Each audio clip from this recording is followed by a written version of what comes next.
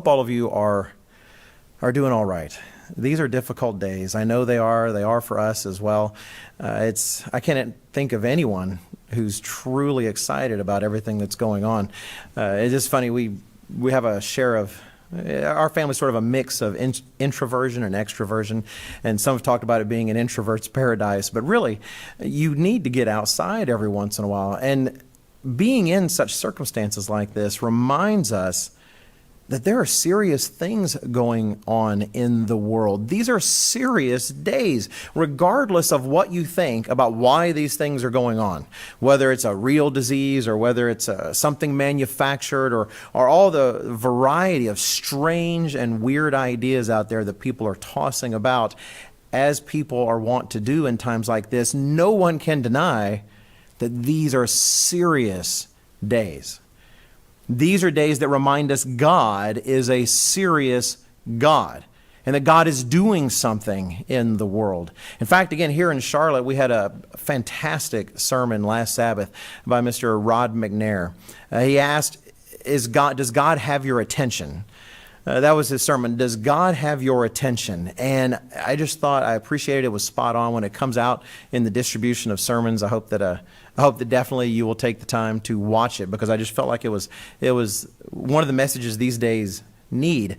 And Mr. John Robinson, he's my managing editor. We were talking earlier this week about the gravity of the days that we're in, and I do need to give him credit. He's the one that thought of the particular story that I want to relate here at the beginning of the sermon today, because I want to ask a question here at the very beginning. God is on the move, which I think these events around us show. God is on the move. Are we ready to move with him? Are we ready to follow where he's going or to go where he asks? If you turn to Genesis chapter 28, in Genesis chapter 28, we see I just won't have the time to read it all, part of the story of Jacob. Genesis chapter 28. Jacob, the son of Isaac, the brother of Esau. If you are not familiar with the story, and we may have new people with us who perhaps haven't heard it as many times as many of us have, it's worth reading the whole story. I gave a series of Christian living classes at the preteen camp many years ago about Jacob the rat, because he was a stinker when he was young, and he goes through quite a bit that just transforms him and changes him. And here in Genesis chapter 28, we actually see earlier on where essentially he has, through his own machinations, even his mother's machinations and stuff, he has obtained the birthright. A birthright God was going to give him anyway, but he's obtained the birthright for himself from his brother. His brothers decided, you know what? Hey, when my dad dies, I think my brother does too. He was going to kill Jacob in the future, and so Jacob flees. He runs away. And he comes to this place, and God gives him a vision with a ladder to the ground that shows angels ascending and descending, and he's just amazed. He's amazed by this vision and realizes this seems some sort of special place. So in Genesis 28, we read of his comments. It says, starting in verse 19 of Genesis 28, it says, he called the name of the place Bethel. Bethel, literally it means house of God, Bethel. But the name of that city had been Luz previously. Then Jacob made a vow, saying, if God will be with me and keep me in this way that I am going, and give me bread to eat and clothing to put on, so that I come back to my father's house in peace, well, then the Eternal shall be my God, and this stone that I've set as a pillar shall be God's house, and of all that you give me, God, he says, I will surely give 1/10 to you. Now, I don't know about you, that prayer has never really impressed me a lot. To me, at least, it seems to say more about Jacob in terms of his state of mind at the time, because it seems so phenomenal. He's like, God, tell you what, I realize I've done all these things. My brother's going to kill me, but man, have I got a deal for you. If you'll take care of me and make sure my life works out perfectly, exactly the way I want, you know what? This rock, it's your rock, God. And tell you what, 10% of everything I make, I'm giving that cut to you, God, 90-10. And I'm Jacob, right? You see, I'm a wheeler and dealer. I'm going to make something of myself in this world. So 10% of Jacob is the 10% you want. So you have Jacob here still cutting and wheeling and dealing. It's just what he does. But then you go through the next several chapters. And it's important to set the stage but we don't have time to read them all. But God takes him through trial after trial and circumstance after circumstance. He takes him to his cousin, Uncle Laban, who, if anyone on earth could out Jacob, it was Uncle Laban. And so Uncle Laban is a wheeler and dealer, and Uncle Laban does a real job on him. He thinks he's going to marry Laban's daughter, and whoop, Laban switches it around and he marries the other daughter. So then he marries the daughter he really wanted, so now he's got 2 wives. Next thing you know, he's actually got 4 women that he's having children with as God is building his people Israel through all of these things. And God is blessing him in these times. God is working with him. There's a relationship with him. And yet at the same time, though he is doing that, it's still stressful. There's still trials. In fact, all the people there among Laban and his workers and such and his family, they're jealous. That it seems like Jacob is storing all the things and is somehow gathering all the things because of God's blessing that were going to be a part of their heritage and their future. And in the end, he has to leave there. He actually has to flee with his family. Then he hears his brother is coming, and years have gone by, and now he's got children, and he's grown to a bit of a multitude. And his brother that last he heard wanted to kill him is coming to see him. And he's stayed, he's got wealthy, he's going to have soldiers and the rest, he's going to have family. He's got nothing. He's got family, he's got children now. And we won't take the time to read it, but I encourage you to do it another time. Not during the sermon, but another time to read actually his prayer in chapter 32, verses 9 through 12. And contrast that with the earlier prayer.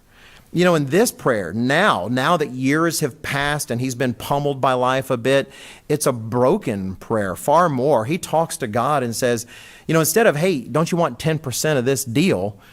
He says, I'm not worthy. God, I'm not worthy of the least of your mercies. You know, please, intervene. And God is working with him at that time. We come to the point where actually God, Jesus Christ, before he was incarnated, the Word actually appears to him and wrestles with him, wrestles with Jacob to just see, how bad he wants it. It's really a remarkable story. So you read this, and clearly God is working with him, and he's growing, and they're having a relationship together. But they do come to a time. Turn to Genesis 35. In Genesis 35, things had gotten pretty bad, actually. One of his daughters had been accosted by a man from the land. 2 of his sons actually conspired and tricked all of them so that they could slaughter all of them. And he recognizes, the people are going to kill us. They're going to destroy us. The people of the land were enraged about him. And he recognized they were in danger. And it's at that time that God shows up in a different way, really, than he had before, it seems. And in chapter 35 and verse 1, we read, Then God said to Jacob, Arise, go to Bethel. Go to where this between you and me started.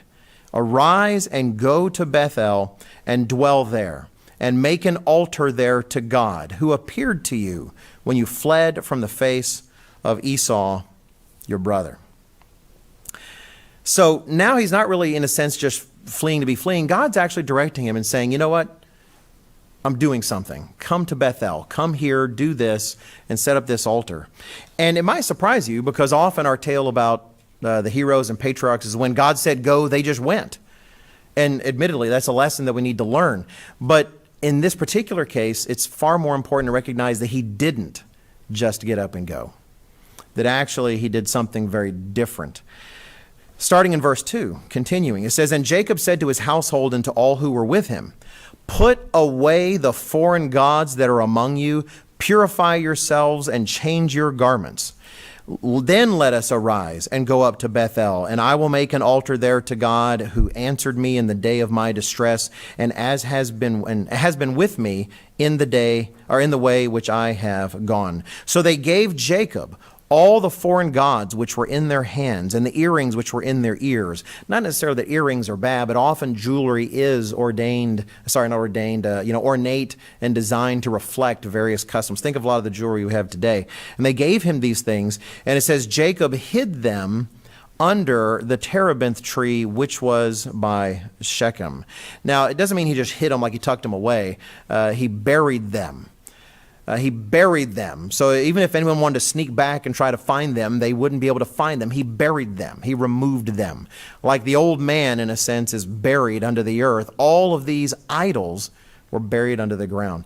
And so if you think about it, it might surprise you that here's someone who's working with God and God is working with and developing and they have a relationship, and yet all this time there were idols present in the family. We didn't turn to all the details, but even his wife that he had married actually brought idols into the family that were there because Uncle Laban was, hey, where are my idols? Where are my idols? Well, she wanted them. But when it came time to go, when God was on the move, even though he'd had all this interaction, he'd literally wrestled with God, he recognized, I cannot go back to Bethel with these idols. It's time to clean house. And he did. And he buried those idols. You know, it can be easy for us. It's not that Jacob himself was an idolater, but things accumulate in our lives, don't they? If you turn to Ezekiel chapter 14, he had been in that land for years and years. He has wives, he has children. He had spent so much time there, and it took him years even to get the wives when you read the story. And we accumulate things like he did. We accumulate, if you will, little idols in our life here and there. In Ezekiel chapter 14, and I just want to borrow the words from the Bible to point out this idea actually is biblical. God is talking to the house of Israel and says in verse 7 of Ezekiel 14, "For anyone of the house of Israel or of the strangers who dwell in Israel who separates himself from me and sets up his idols in his heart and puts before him what causes him to stumble into iniquity, then comes to a prophet to inquire of him concerning me, I, the Eternal, will answer him by myself." This idea of idols of the heart. It's easy to think of idols as just a physical statue and think, well, I don't have any statues of angels in my house, or I don't have some of these different physical statuettes or accoutrements that people can. We hopefully we're avoiding those in the Church of God. If you think something's okay with those, we all need to talk to our local minister. But he's talking about idols we set up in our heart. What is an idol when you think about it? An idol is something that commands a certain kind of reverent attention of us, a certain kind of focus that's really inappropriate for that even takes away from the focus we should be giving to God as his proper place. And the second commandment forbids idols. We heard a wonderful sermonette earlier about one of the commandments, and this one's right there next to it. God forbids idols. He's not going to share the focus that he should have with anything else. Not because he's somehow selfish, rather he's selfless. He knows that in the end, those things are bad for us. And so here's the question I have for you today. It seems plain to me, surely it seems plain to many of you, that God is on the move. God is, if you will, calling us to Bethel, the house of God, to make sure things are in order, to do the things that need to be done, to be ready for whatever it is he happens to have on the horizon. Now let me ask you and me, is it possible, even as we're walking with God, as Jacob did, that perhaps we have accumulated certain idols in our life along the way that need to be attended to so that we're actually ready for whatever it is that God has in store? I would argue that it's far easier to do than we might think. And so that's what I want to address today. I want to encourage us all to hunt out and find our idols and then to bury them. And the title of the sermon today is Bury Your Idols. Bury your idols.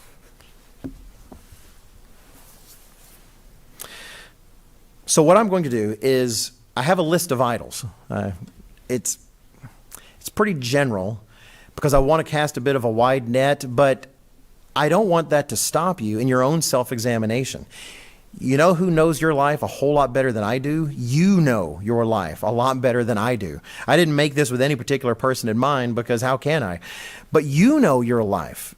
Take advantage of the lessons we had during Passover, the days of unleavened bread. The spirit of self-examination should not depart from us in a sense just because we've moved past those days. I hope this encourages you and I that we examine ourselves to hunt these things down. And the examples I've chosen are really just more illustrative of that, to give us some broad categories in which to hunt. But I do have a pattern for them. My plan is to sort of start from these idols of the heart, to start from the outside and sort of work in, if you will. That's sort of the direction I'm going in terms of how I've organized these idols of the heart. So let's look at the first idol that we want to bury. And this one is very external, and that's just things. Just material things that we allow to be in our lives, that we tend to idolize, that we tend to, or even just the idea of really things in general, this world outside of us, all the wonderful goods that we so long to have.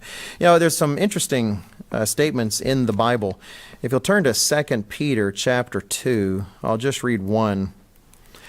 But what I'm talking about here is the phrase of John where he talks about the lust of the the lust of the flesh, and the lust of the eyes.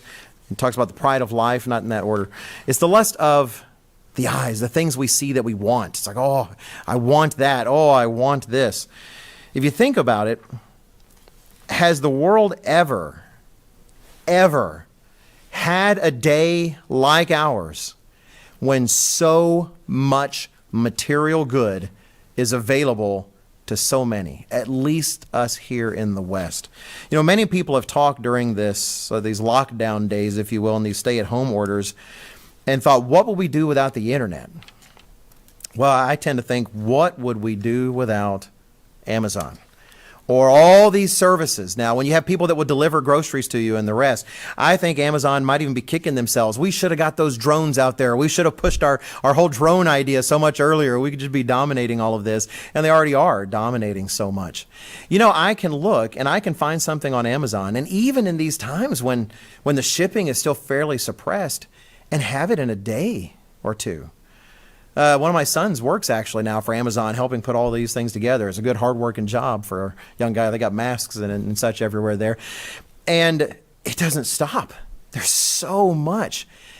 In what day has someone like people with just middle incomes, even low incomes, been able to essentially have a world they can shop in? I mean, Walmart, Target, all the other superstores of our day don't compare in any kind of way to what we have available online. Things you should have, things you shouldn't have, it's all there. And we have people paid tremendous amounts of money to package it and to sell it and to do everything humanly possible to make us want it. Now, maybe all of you out there are completely innocent of that kind of covetous craving. You know what? Let me sit down and you come up and talk to the rest of us. Let me just fess up and say that it's easy for me. You know, I see a new MacBook, say, computer. I'm blessed. I actually have a laptop I've been able to take advantage of this whole time during the crisis at home. And it's kind of fun working on the magazine on this tiny little screen. But hey, we get it done. We're able to do it. Oh, but then you see the new one come out. Oh, it's so shiny. Look at, the colors. I think those colors are better than on my screen. And I wonder if they fix that problem with the keyboard. And it's just so easy to desire something else. In and of itself, it isn't inordinate. But when you put it all together and it becomes a way of life for you, that's different. I had you turn to 2 Peter in chapter 2. And whoops, I'm in 1 Peter. No wonder that's not helpful. 2 Peter in chapter 2. And Peter is talking about some really not good people at this, but there's one particular descriptor he uses of these people I want to grab in his description. In verse 14, he talks about them saying, having eyes full of adultery that cannot cease from sin, enticing unstable souls, they have a heart trained in covetous practices. They have a heart trained in covetous practices. I read those words and it just hit me like a bunch of rocks to the head that we live in a culture in which people that are paid vast amounts of money are actively training you, training your parents and grandparents, training your children, training your infants, if they have eyeballs and ears, to be filled with covetousness, to not be satisfied with the things they have. And that is idolatry. You know, of all of these, this is one of the easiest to connect to idolatry. If you just turn to Colossians chapter 3, covetousness absolutely is a source of idolatrous feelings and devotions and inordinate desire that, like an idol does, tends to displace God from his rightful place in our heart. In Colossians chapter 3, Paul says, therefore put to death. By the way, that's a pretty strong passage if you really go into the meaning of the phrase there. I think Popeye might have said moitalize. I can't remember. Maybe that was the Three Stooges. I can't recall. But regardless, it means something serious. You put these things to death. You show them no mercy. Therefore, put to death your members which are on earth, fornication, uncleanness, evil desire, and covetousness, which is idolatry. It's really interesting the way the commandments sort of come around in a certain sense. You have you shall not covet at the end, and it kind of comes back to idolatry. When we start just lusting too much after these kinds of things, it's not wrong to want to improve your condition. I hope that's really clear. It's not wrong to want to do well by your family. It's not wrong to think, you know what, I wish I could get a raise to buy my wife a better car, to actually not have to scrimp so much to get clothes for the kids. That's not wrong. But honestly, is that what society is trying to do, to just encourage us to do well by our family? I go on Facebook. I don't go that much on Facebook. I post every once in a while, and I tend to enjoy Facebook vicariously through others because I know myself well enough. Twitter is far more a temptation for me in terms of sucking my time dry. And yet, they have certain things figured out. Right now, they seem to think I want surgical masks like everyone, or these masks that everyone's wearing. But regardless, they learn enough, and they will market to you, and they will show you the things you want. Everything you do, we're being trained in this. And we need to be honest with ourselves at this time. If we're going to bury all of our idols, we need to ask ourselves, talk with our children about it. Ask our children about it. Have a conversation about it. Maybe they see things in us we don't. Are we covetousness? Doesn't make sense. Are we covetous? Are we inordinately desiring things in such a way that we're falling into that trap of making that desire a bit of an idol? Again, to put an idol in the center, you've got to move God out of the way. There's an attitude we should have. I don't want to just talk about the problems. I want to talk about what to do about them. In 1 Timothy in chapter 6, Paul sort of explains to Timothy an approach we should really consider. In 1 Timothy in chapter 6, starting in verse 6. He explains, now godliness with contentment is great gain. For we brought nothing into this world, and it is certain we can carry nothing out. And having food and clothing, with these we shall be content. That is, God has provided my needs. Do I need to be fretting so much if he hasn't provided everything else? I appreciate Mr. Ames's teaching in terms of going to God with our desires, and we should go to God with our desires. And part of that, it has to be a recognition that as we go to God with our desires, our greater desire that is far more important than all of them is that he does the right thing by us as he knows how to do, so much more than we do. If we're not careful, sometimes we can finally be given something by God, and then we're lamenting that we didn't have it 7 years ago, or we didn't have it at this time or at that time. Why? Because, frankly, a little bit of that covetousness has taken part. So God has granted us something, and actually now we're a little bit bitter that we didn't have it when we wanted to. He makes a statement here in verse 9. It says, but those who desire to be rich fall into temptation and a snare, and into many foolish and harmful lusts, which drown men in destruction and perdition. Then he goes on, for the love of money is a root of all kinds of evil, which many people are more familiar with that verse, for which some have strayed from the faith in their greediness and pierced themselves through with many sorrows. What struck me in terms of putting this message together in the study I was doing in verse 9, where it says, but those who desire to be rich. And how many of us would say, I'd like to think I would say, that, well, I'm not desiring to be rich. I'm not desiring to have Microsoft money or Apple money or Amazon money. I'm not desiring that. You know what I really want? I just want this item here on Amazon. That's what I want. I want to be able to afford that. You know what I want? I want this. I want that. But what I was thinking about as I was reading this is I already live a life that would be considered wealthy compared to most of the people in Timothy and Paul's day.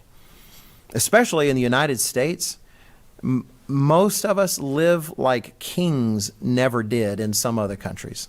It is amazing the abundance with which we are blessed. My mother-in-law was looking for a new printer. She needed a new printer. It wasn't working. When go online, find one, relatively cheap price, should be coming if it's not already there. It was just like that. How many kings had that kind of service where people from all over the world were hopping to send me something for something that frankly didn't cost that much? We live like the rich in so many ways. And so when we start coveting even more, we're losing a little bit of perspective. When Paul was saying, look, I got clothes, I'm good, food, I'm not starving, I'm good, I'm all right.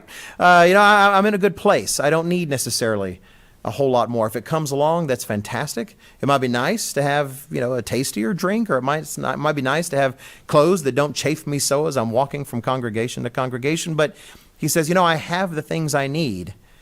I'm not going to be filled with an inordinate desire for more. And so he was mindful of that. So what do we do about that? It is something you can learn. In fact, Paul himself learned. You can go to Philippians 4 and look at another time, but do take note of it in your notes. In Philippians chapter 4, Paul says, in all things I have learned to be content. It's not that he was naturally born with a gift of contentedness. He learned to be content. So we can learn it. That should be encouraging. It's a skill that we can grow in. But let me turn rather to Psalm 63, because I'd like to give you part of what I wanted to do for each of these as best I can. As you're turning there, some of you may be familiar with the now very old movie, I suppose, Raiders of the Lost Ark. At the beginning of that movie, there's a scene where Indiana Jones, and I freely admit, as a child, I wanted to be Indiana Jones. There's a scene where he's going to essentially take an idol from a temple that he's grave robbing, so to speak, and he's getting it for a museum. You're turning to Psalm 63, and as he's doing it, he has a plan. There's going to be a weighted trap. I hate to spoil it if you haven't seen it, but he's got this bag of sand, and he wants to very carefully take the idol and switch it with the sand so that the trap doesn't realize he's taken the idol.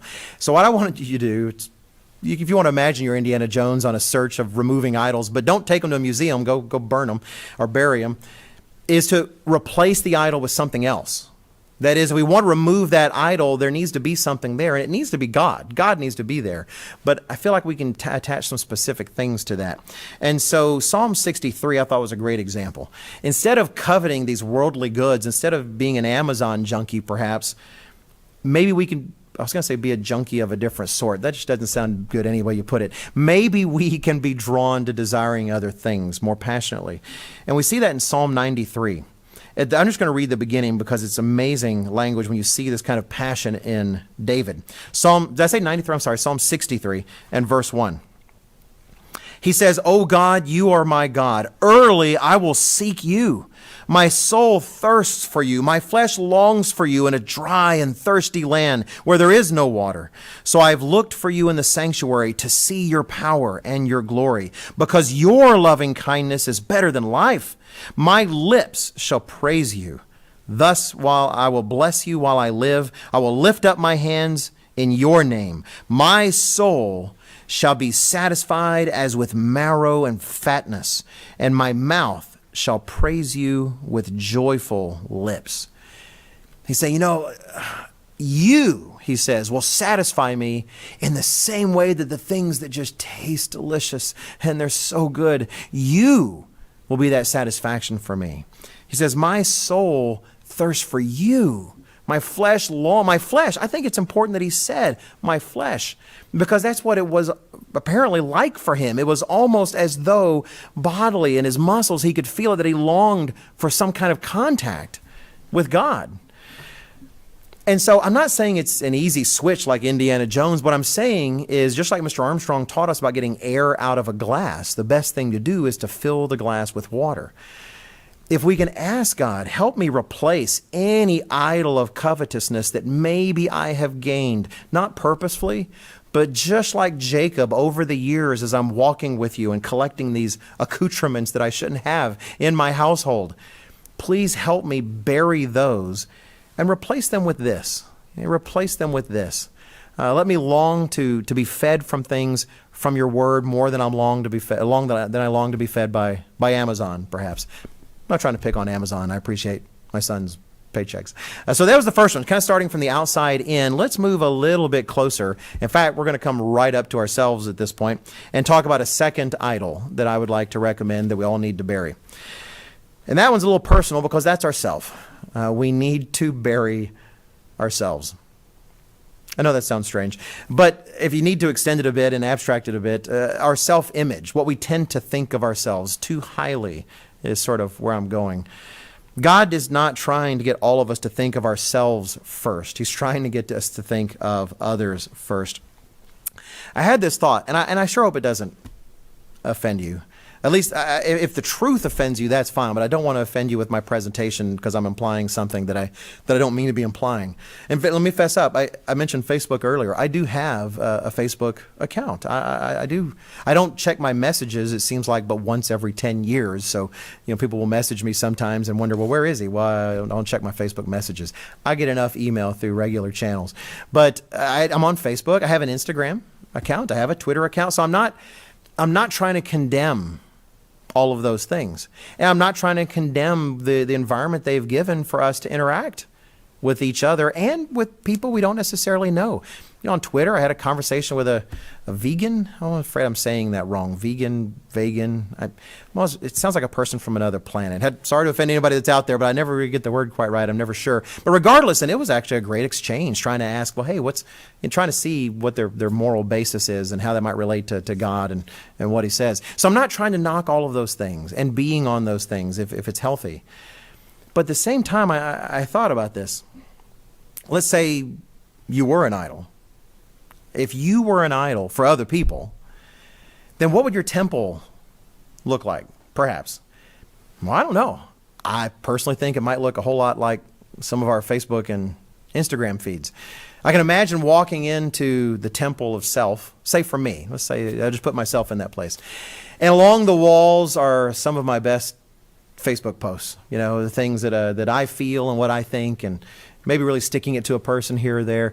And my Instagram posts. All these Instagram where maybe, I'm making the duck lips, like some do, really.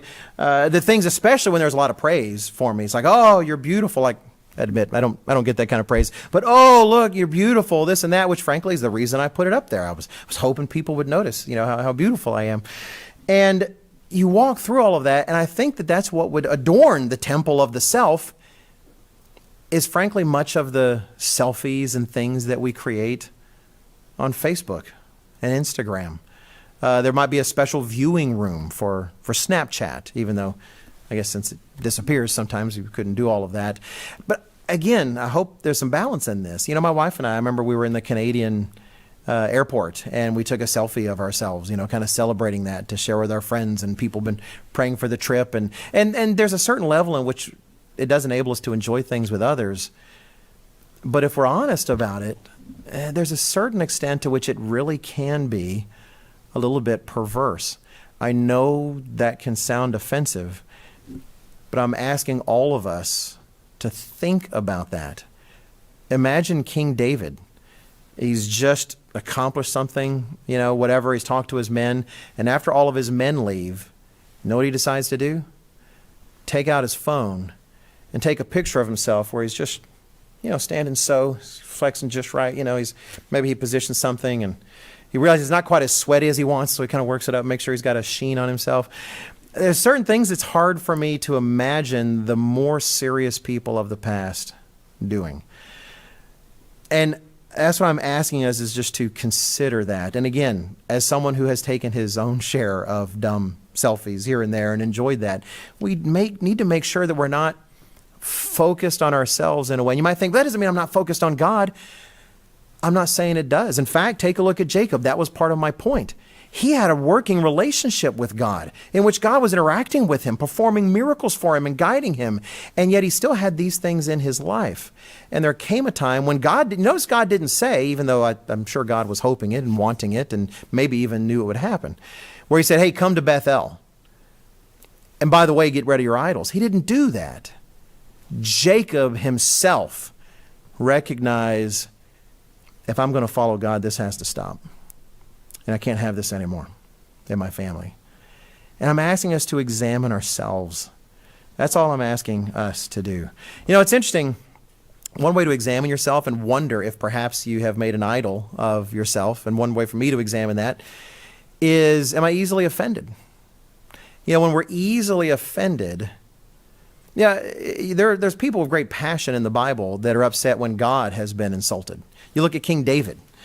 When the Philistines were mocking Israel and their God, David saw that it wasn't just that he was really mocking the army. He said, you have defied the armies of the living God. This is who you have decided to fight. This is who you are mocking. This is who you are degrading. And it's in his name that I am taking you out. He was not offended personally. He was offended because God was being attacked. But you know what? If we're in that place instead of God, we get just as upset when our God is being attacked. I'm not saying that it's wrong to be upset when someone's attacking you. It's a very natural reaction. But those moments can give us an opportunity to examine ourselves. You know, if you're a human being, you've surely been attacked by another person at one time in your life. Honestly, if you went through a school system, you probably were. Regrettably, that can be sort of common. I know I was. And we definitely, our reactions can go a certain way. It's not easy. But then I notice, at least I hope, that a certain Christian drive kicks in. And after recognizing that something certainly was offensive, you can't pretend that what was done wasn't necessarily offensive, though sometimes it is a mistake. Then what do I do with it after that? Right? Do I check off the person in my mind as an infidel? That, then a plague on them, right? Or an infitata, or whatever the case may be, because they've done something religiously offensive by attacking me? Funny, Jesus Christ was attacked. You know what he did? He went ahead and died for all those people anyway, is what he did. And so, do we treat ourselves as idols in that sense? The command we're given that I think concerning these shrines of the self, if you will, I see in Philippians chapter 2. And some of you out there might know exactly where I'm going in Philippians chapter 2. And if so, let me congratulate you. Good job for knowing your Bibles. If you don't know where it is, it's worth learning. But if you do know where it is, then keep in mind, that means you're held accountable for it. It's a double-edged sword for thinking, hey, I know where this is in the Bible. It's because we're all held accountable for the things we know. And in Philippians chapter 2, it's a rather vital passage for understanding the sort of mind that God is trying to build in us. Philippians chapter 2, and we'll read in verse 3. Paul says, let nothing be done through selfish ambition or conceit. I have an article, hopefully coming out in this Living Church News we just sent to the printer, where I talk about how selfish ambition and conceit corrupts our minds and makes it that much harder for us to actually think soundly. If you've ever known a person who has dabbled too much in selfish ambition and conceit, then you have seen a corrupted mind at work. It's just a natural consequence. He says, let nothing be done through selfish ambition or conceit, but in lowliness of mind, let each esteem others better than himself. That's our goal. You can't have a shrine of the self and somehow demonstrate that you somehow are thinking others are better than yourself. That's our goal. Now, how do we do that? I wish I could say it's easy. What's wrong with you? Why can't you do that? But I'm human too. I feel I've still got a pulse. I'm also human, and it is difficult. We have an instinct in us, to protect ourselves, as if we're number one. One of the most natural things to say in the world is, I'm number one. It's all about me. Even whenever we kind of turn that around. Someone a long time ago mentioned to me how they really thought they were the worst person in the world. It just broke my heart to hear somebody say that, but the worst person in the world. Because it clearly wasn't true. I definitely knew plenty of worse people.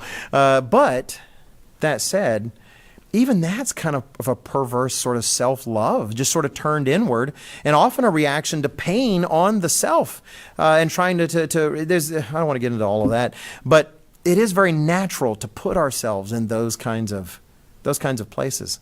And how do we get this mind? And again, I want to try to, how do we switch the idol with something better? And I think the solution is in Job. If you turn to Job 31, whoops, it's in the Old Testament.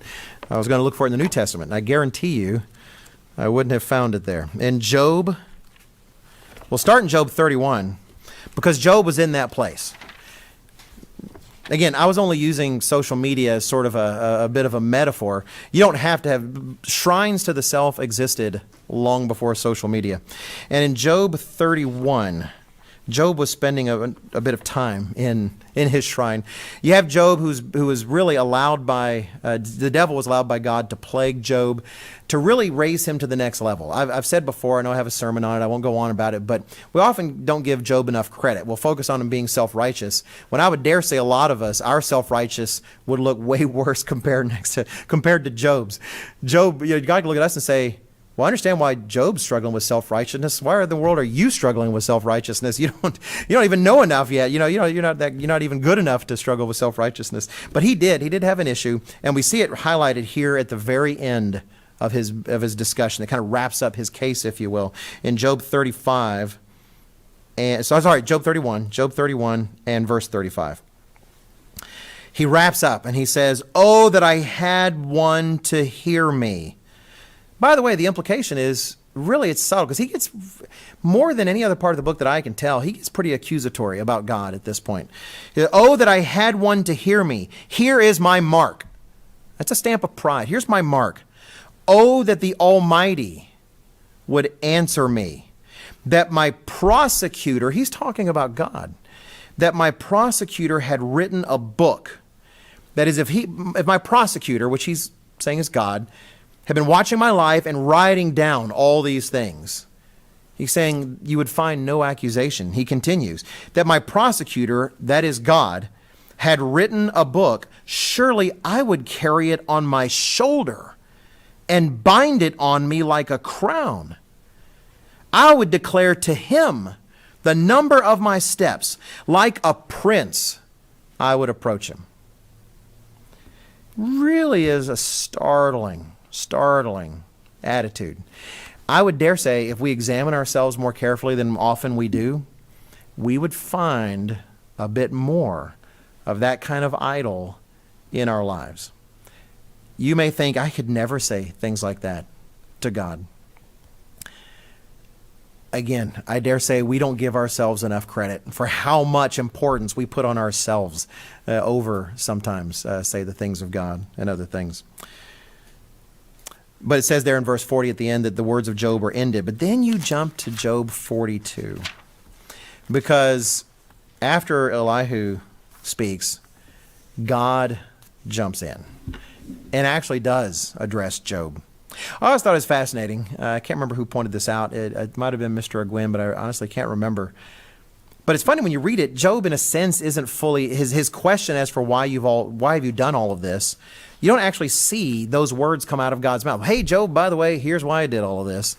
But God does do exactly what Job needed. If Job wanted to take that idol and move it out of its place, the idol of self, and replace it with God, then he needed one of the great keys to seeing himself rightly, and that is to see God more accurately. You cannot grow in an accurate understanding of who God is and what he is and not be properly put in your place. And that's what God did. When you really look at what God revealed to him, it wasn't just a great answer to his question.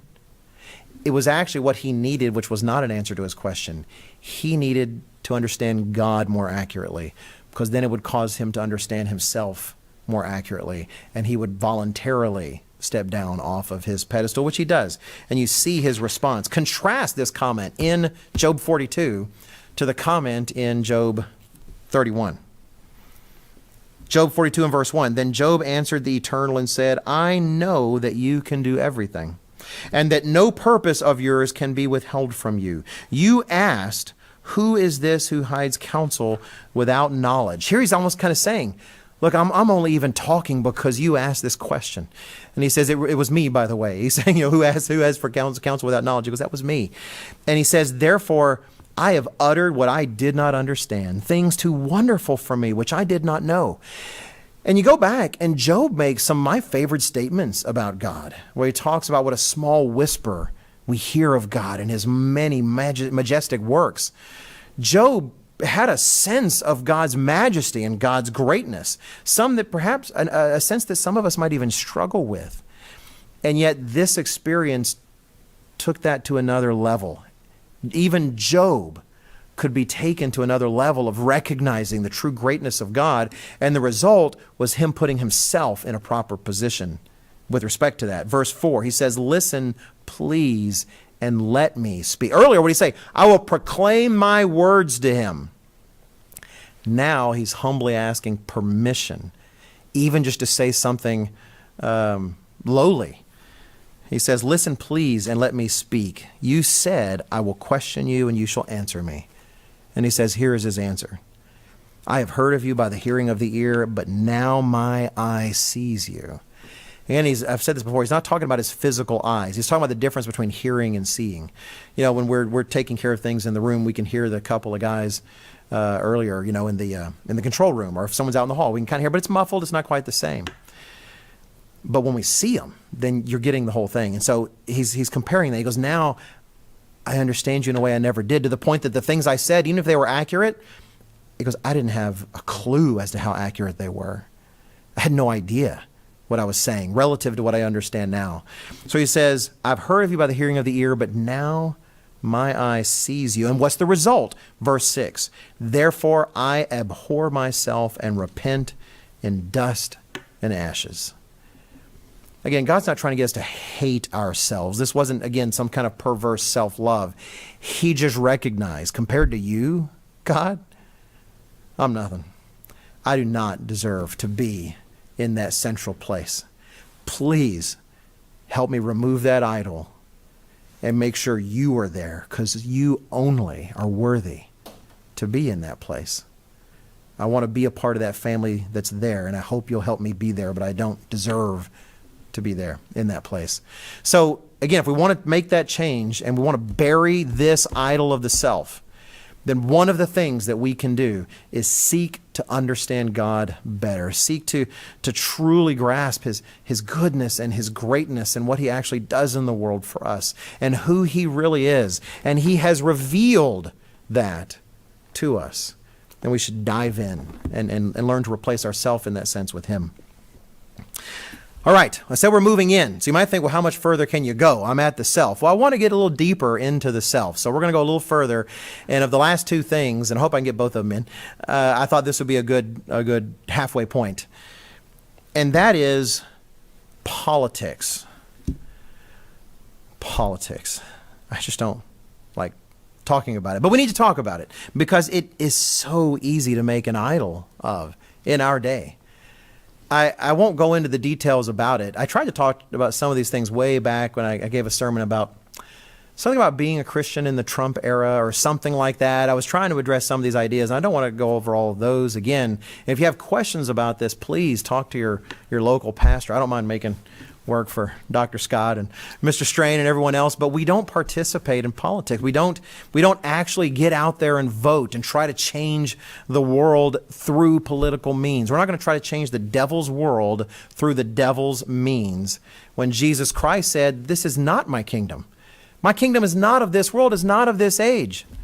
So we don't try to do that. At the same time, we still care about the world.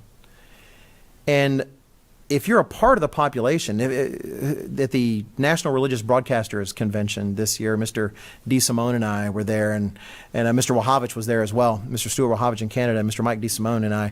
And we had the opportunity to hear from Bill Barr, part right there of Mr. President Trump's team, and it was amazing what he said. It was actually a really remarkable speech, and he talked about how that increasingly those who are godless, if you will,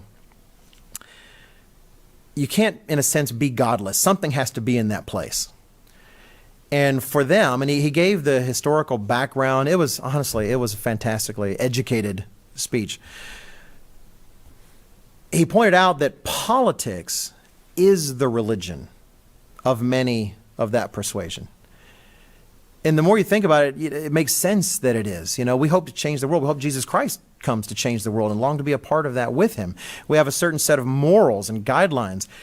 Well, for a vast part of the populace, politics is their religion.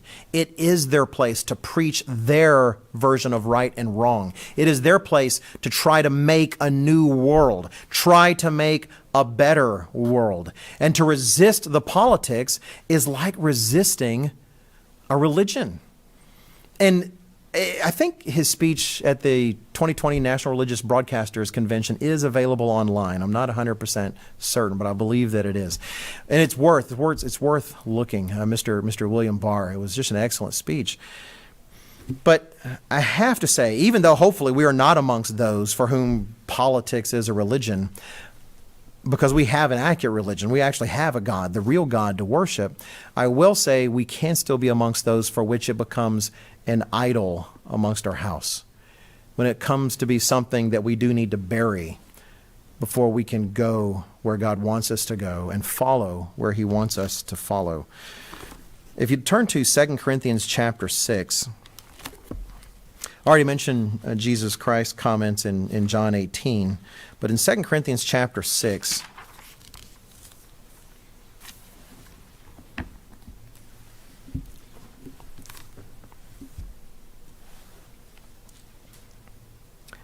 we have actually, even though it's in the New Testament, it's from the Old Testament, and Paul is quoting it to those in Corinth.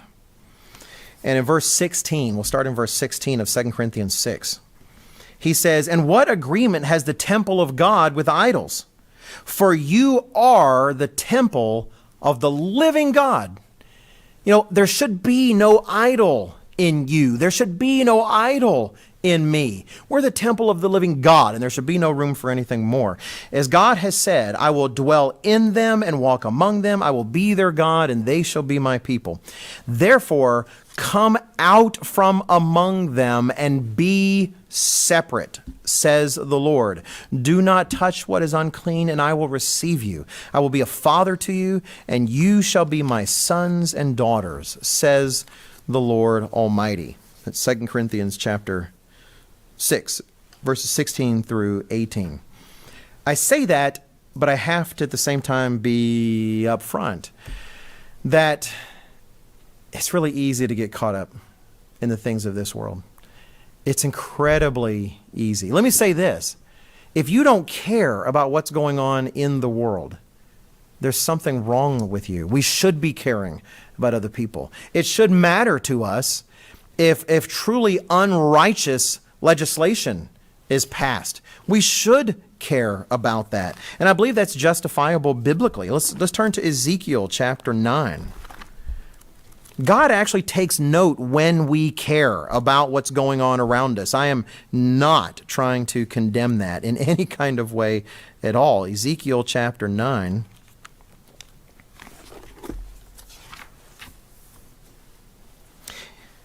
Ezekiel chapter 9. And we'll start in verse 4. Ezekiel 9 and verse 4. Now, this is a vision of what's going on, and we're at the temple, essentially, in terms of what's going on there in ancient Jerusalem and such. And God is taking care of business. Really terrible things are about to happen to the people, and Ezekiel is giving warning. And he gives special instruction in the vision. And we're going to jump into the thought in verse 4 of Ezekiel 9. It says, the Eternal said to him, go throughout the midst of the city, through the midst of Jerusalem, and put a mark on the foreheads of the men who sigh and cry over all the abominations that are done within it. To the others, he said in my hearing, go after him through the city and kill. Do not let your eyes spare, nor have any pity. Utterly slay old and young men, maidens and little children and women. This was thorough, and this was terrible, terrible times coming. These are the words of a serious God, as we talked about earlier. But, he says, do not come near anyone on whom is the mark, and begin at my sanctuary. I'm not kidding. I know it doesn't really matter. I literally just got a chill down my spine reading those words. I was definitely planning on emphasizing them. But he says, begin at my sanctuary. Isn't that what he said, what Peter says when he talks about beginning at the household of God? That's where it starts, because those are the people of any people who should have their minds set right. So he says, put a stamp on those who sigh and cry about the abominations in the city. We should care about the things going on in the world. But brothers, sisters in Christ, it's the abominations going on in the city. It's the sin going on in the city. It's the rejection of God going on in the city. It's not political policy. It's not party spirit, one party over another. It's not politics. Don't get me wrong. That's part of where it gets to be difficult, because they do talk about these things in politics. You know, when they had, in New York, I think it was, when they essentially approved abortion all the way to the point where a child is born and comes out of the womb. And they would say, well, that's ridiculous. We would never, no one who out there is trying to kill a child literally seconds before it's born. That's actually not the point. The point is the vast disagreement that there should even be any recognition legally that that's not allowed. Why would we rest on the idea, well, no one wants to do it, so why say anything about it? Because I can say, it degrades our sense of life. It degrades our sense of what it means to be a human being in God's image. In fact, professional ethicists that study the structures of arguments and ethics have recognized the very ethics that allow you to abort a child are the same ethics that allow you to commit infanticide up to a certain age. That is, it's not like there's some magical line there, like inside the womb, not a human being, outside the womb, magically a human being. And that if you're going to actually follow that train of thought, it actually continues outside of the womb for a while. And so we can find that abominable. That is an utter rejection of the fact that humanity is made something special, is made in the very image of his Creator, and that means something. But do we get caught up in the fact that it was one party or the other? Do we get caught up in the fact that, oh, you know, they need to put this guy in that office? I don't go out on Facebook and social media that much. I have to admit, part of the reason I don't go out there is I do get tired of seeing some of God's people getting caught up in all the politics and either praising our President Trump, you know, and defending him as if they were a part of his PR team, or on the other side, attacking the things that he said and the rest, because I don't see anything reflected of the kingdom of God in those things. And forgive me for saying it, but it's depressing when I see that going on. I think, where are we focused? I heard with my own ears, I mentioned this at the Charlotte Family Weekend recently, I heard with my own ears a church member whom I know and love very well say once, well, Donald Trump is a godly man. Now, look, I'm not knocking him this or that for his policies and his choices. I've even asked, I think it'd be interesting if he and Governor Cuomo were in different places, would the praise or attack be the same? There's tons of politics and it's all a mess. And I hope all of us are not desirous to say critical things of a human being, especially a leader of our people. Even Paul recanted and regretted, he said, when he found out he was accusing the high priest, because you shouldn't slander and or tell terrible things about a leader of your people.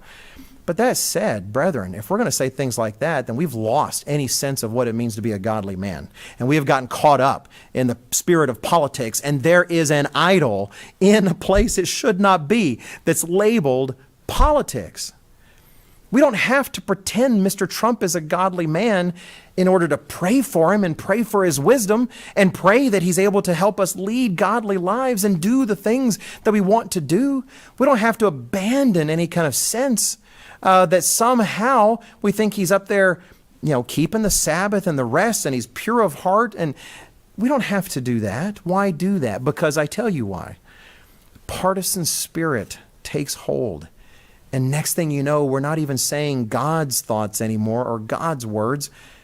We're actually spouting the words that the industry, if you will, wants us to say about these people, whether it's positive about a politician or negative about a politician.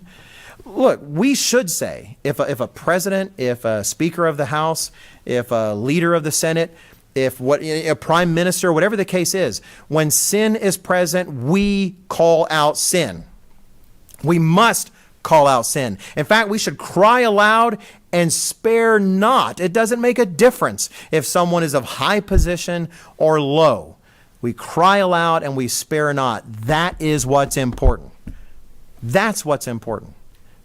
So if we have that idol there, how do we get it out of the way? If we're too caught up, I've mentioned before, I think in other sermons, I myself have been caught up in all of that. Way back during the Bush versus Gore debate. And that's when I really became my sort of political awakening, if you will. And I found myself I was thinking too much the thoughts of the Wall Street Journal, a quality paper. And I ended up doing a Wall Street Journal fast for a long time because I needed to remove that. But let's look at a biblical suggestion in the book of Colossians. The book of Colossians. As I turned there, I noticed that services are now officially past when we expected them to end. But I'm hoping we have permission, because we started everything a little more than half an hour later, that we're ending, we're doing a 2-hour service is my hope. Let's see, Colossians chapter 3. Starting in verse 1. Colossians chapter 3 and verse 1. If you were raised with Christ, seek those things which are above, where Christ is, sitting at the right hand of God. Set your mind on things above, not on things on the earth. For you died, he says. This part of you that is drawn to these earthly things, that part of you died. It was buried in the water. And the rest of our lives should be living out the death sentence that was pronounced on that part of us. It says, you died, and your life is hidden with Christ in God. When Christ, who is our life, appears, then you also will appear with him in glory. Have you ever thought about that phrase? It's a fascinating phrase. There's so many remarkable turns of phrase in the Bible. And when Paul says, when Christ, who is our life, before that, for you died and your life is hidden with Christ in God. Please forgive me for just a bit to build on this in sort of a strange way, but imagine someone was looking for your life. Imagine someone was looking for your life. What is it's the things we care about. It's the things we enjoy. It's the things that drive us, the things that motivate. It's our life. If someone were looking for your life, well, they have a hard time finding it because it's hidden inside God. It's hidden there with Christ in God. So the only way they can truly understand your life and motivations is somehow to go through what God is and what he represents, because it's buried in there where it belongs. If people find you easy to understand in that kind of way, maybe we need to think about that.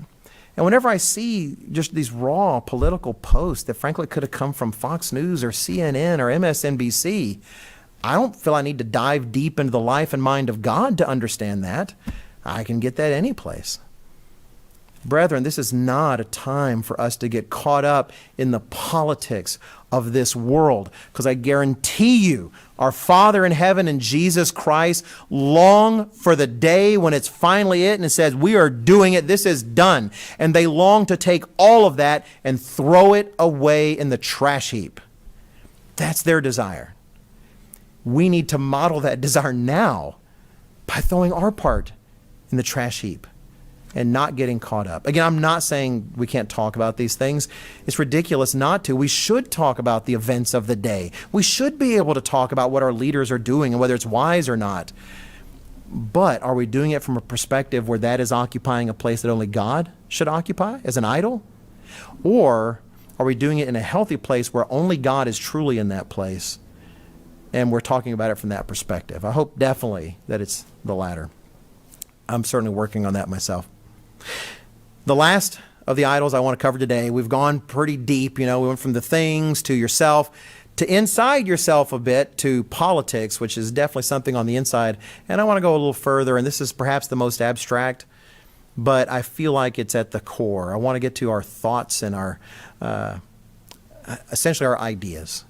Can you make an idea, just an idea, an idol? And I would say absolutely you can. Let me say this.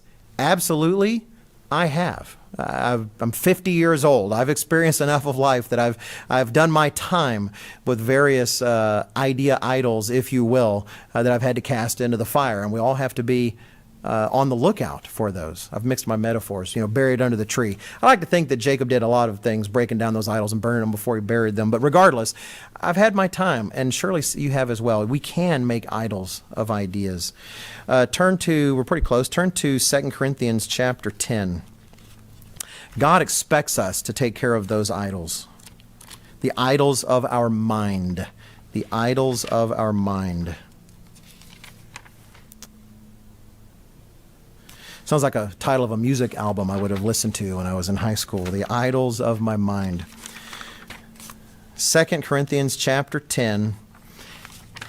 And boy, the Christian life is a commitment. It's not just a on-the-surface religion. And we see this in Paul's statement in 2 Corinthians in chapter 10. 2 Corinthians 10, he says, we're going to start in verse 4. He says, for the weapons of our warfare are not carnal, but mighty in God for pulling down strongholds.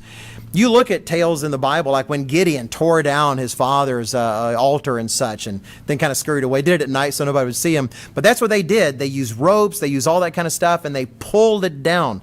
Well, Paul is talking about spiritual strongholds, these shrines and temples that we've set up. And he says, for pulling those things down, God has given us mighty weapons to be able to do so. Verse 5, casting down arguments and every high thing that exalts itself against the knowledge of God, bringing every thought into captivity, to the obedience of Christ. That is a remarkable standard. This is not a fooling around kind of religion. This is a serious God who expects us to work in our lives to capture every thought. The neurons fire, and God says, that should be mine. That should be mine. Not because he's selfish or greedy, because it really is in the end what's best for us and really does move us along the path to the life we want, truly eternal life. Casting down all those arguments. I mention every once in a while Jordan Peterson, definitely not a perfect person, but he has a few insights in this regard, and this one in particular has, ever since I've heard this mentioned, I've examined myself with this because I see this kind of thing reflected in the statement. He talks about, at times, the idea that ideas can possess us. Now, I mentioned that to somebody once, and it's like, oh, so you're saying they're like demons. No, I'm not saying a demon. I'm not talking about demon possession. I'm talking about literal possession. I apologize. I need to slow down. I'm not talking about literal possession like a demon. What I mean is sometimes we think we have an idea, but in reality, the idea has us. And if you've ever had a friend, you're trying to help them change their mind and come to a healthier place. If you've talked with someone who's so caught up on a false doctrine of some sort or some other thing that isn't healthy, and they just won't let go of that idea. it's possible you're wrong. We should always examine ourselves.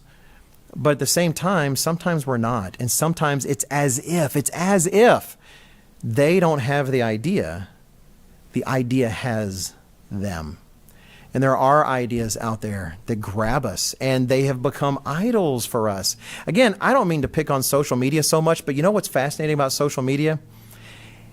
So many of us are putting out so many public thoughts to the world that we never would have in any other environment. There was a joke on a website a long time ago. It was supposed to be like a news panel, and they were talking about how the FBI and all these spy services, they say, well, you know, we used to secretly spy on Americans. We don't even have to anymore. They just tell us everything they're doing on social media. This guy, I worked hard to find out his credit score, and now I read and I find out what he ate for breakfast yesterday morning. So it's all on display, the things we talk about, the things we care about, the things we're thinking about, but also how we interact with each other. And at least I've seen, and again, I can feel the force of this and have in my life in places, where an idea so possesses us that you see brother struggling passionately against brother, or sister struggling against sister, or brother, sister of Christ online over something that is fundamentally disputable.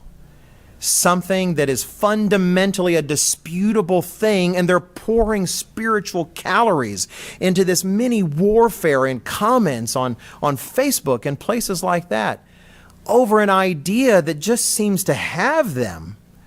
We can make idols of ideas. I'm working on an article about this, but among the category of ideas is conspiracy ideas.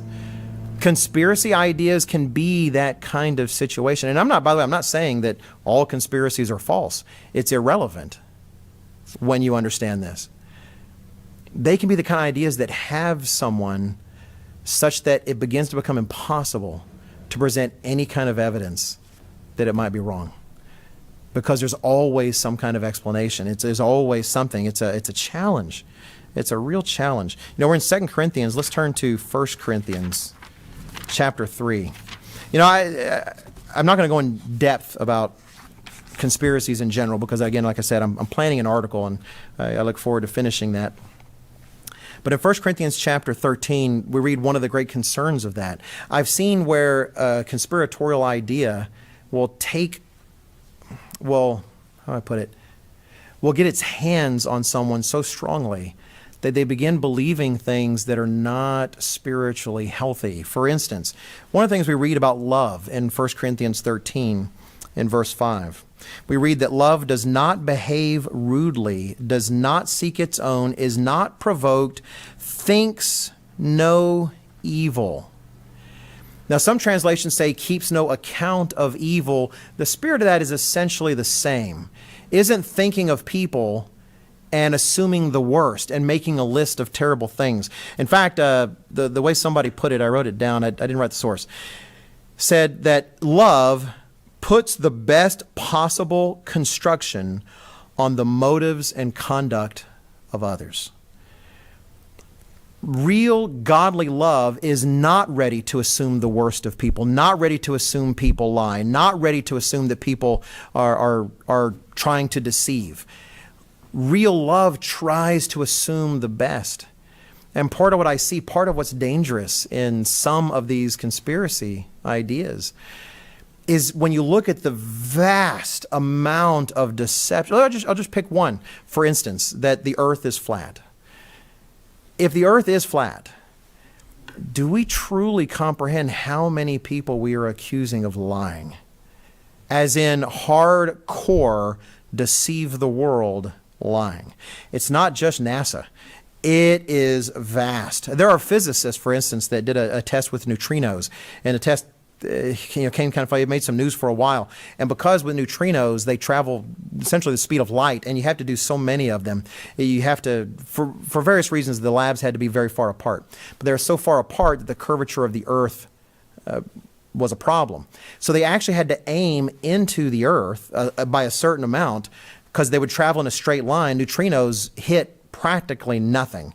So that's why they had to do so many. And they actually they actually aimed somewhat into the ground to be able to get to the other lab because it was so far away. Well, if the earth isn't actually round, all of those people I have to assume are lying. People that have made these long pieces of equipment and buildings to be able to detect various things that had to account for the curvature of the earth. It's not just the scientist. It's not just the physicist. It's all of the people who were the construction workers, who are just people with blue-collar jobs trying to feed their family and do a trade. It's thousands upon thousands of people. It's reporters and it's institutions somehow devoting themselves with a passion for deception and lying such that no one has ever broke in decades and decades and decades, when it would have been the scoop of the century, when some of them would have rather have died and put their lives on the line for a scoop like that. Reporters have been willing to die for less.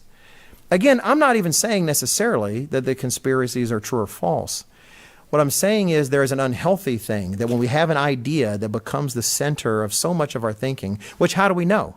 How much sacrifice are we making to that idea? How much time are we spending watching YouTube videos about that idea? How much time are we investing in that idea? Because all that time is a sacrifice, and you sacrifice to idols. It has a spiritual consequence for us. I don't want to think of people that way. If God wants to make it plain that that deception is vast, there is a lot of deception in the world. He's free to do so. He hasn't done so. And we need to be wary of defaulting so quickly to those kinds of things. God addresses, how do we deal with it? Well, turn to Isaiah chapter 8. How do we replace that idol? And even though this verse specifically deals with conspiracies, it is more broadly applicable than this. Isaiah chapter 8. This will be our second to last passage. Isaiah chapter 8. And look at verse 11. Isaiah 8, starting in verse 11, we read, "For the Eternal spoke thus to me," Isaiah said, "with a strong hand, and instructed me that I should not walk in the way of this people, saying, do not say a conspiracy concerning all that this people call a conspiracy, nor be afraid of their threats, nor be troubled." Now let me highlight at this point, is God telling Isaiah that there's not actually conspiracies? He's not saying that. What he's telling him is, don't get caught up in all of that. Continuing, verse 13, "The Eternal of hosts, him you shall hallow. Let him be your fear, and let him be your dread." What's the implication? That people were so caught up in these things that they had replaced the dread of God. They had replaced the fear of the Lord, and they were focused on these things. But that also helps give us the solution. If we want to replace that particular idol in our lives, then do it by growing in the fear of God, not those things. The fear of God should drive us to focus on Him. Very much related to the point we made earlier at the beginning. Study the fear of God. Ask God for more of godly fear, where we see Him in perspective. And the more we see Him, there's not room for these other things. These things won't possess us. When our brother online is upset about our position on a health issue, our vaccinations, our public schooling, our homeschooling, our private schooling, or the rest, we won't get into a verbal fist fight with these people. We'll be filled with the fear of God and say, hey, looks like we have to agree to disagree, but I really respect your opinion. And I respect you as someone in the image of God. You may not say that on Facebook. That might come across strangely. But we'll have a different perspective because we'll recognize that God sent Jesus Christ to die for this person as well. It'll change that perspective and maybe dislodge that idol, that idea, just a bit from where it's lodged itself, and we'll start to make room for the things of God there instead. If you don't think people aren't possessed by ideas in a sense, they can't be an idol, then you haven't been around long enough. The devil's constantly trying to deceive God's people with wayward doctrine, different ideas, and they can become idols, and we have to bury them. The last passage I'll look at in the conclusion, let's turn to 2 Chronicles chapter 7. 2 Chronicles and chapter 7. And it's sort of a mixed metaphor since we're talking about idols, but I do like this, and it's not out of place. 2 Corinthians chapter 7, we see the dedication of the temple, of Solomon's temple. 2 Corinthians and chapter 7. And when it's all done, there's this amazing dedication ceremony they've done. And Solomon makes this amazing prayer. And in verse 1 of chapter 7, in 2 Chronicles, we read, when Solomon had finished praying, fire came down from heaven and consumed the burnt offering and the sacrifices, and the glory of the Eternal filled the temple. Verse 2, and the priest could not enter the house of the Eternal because the glory of the Eternal had filled the Eternal's house. Brethren, here's what I want to leave you with. These times are clearly serious times. God is on the move. God is doing something, and He is a serious God. I believe He wants to fill this house with His glory, that He wants to do something in us. I see Mr. Weston's leadership and Mr. Ames's leadership and what the men are trying to do and how we're trying to go. Everything I see at least tells me personally, God wants to accomplish things with us. He wants that glory to fill this house. But if in our part of this house, we have an idol there that doesn't belong, there's no room there for God's glory. He's not going to share that space. And if God is ready for us to move, and you and I want to move with Him, we have to commit, and we have to finally bury our idols.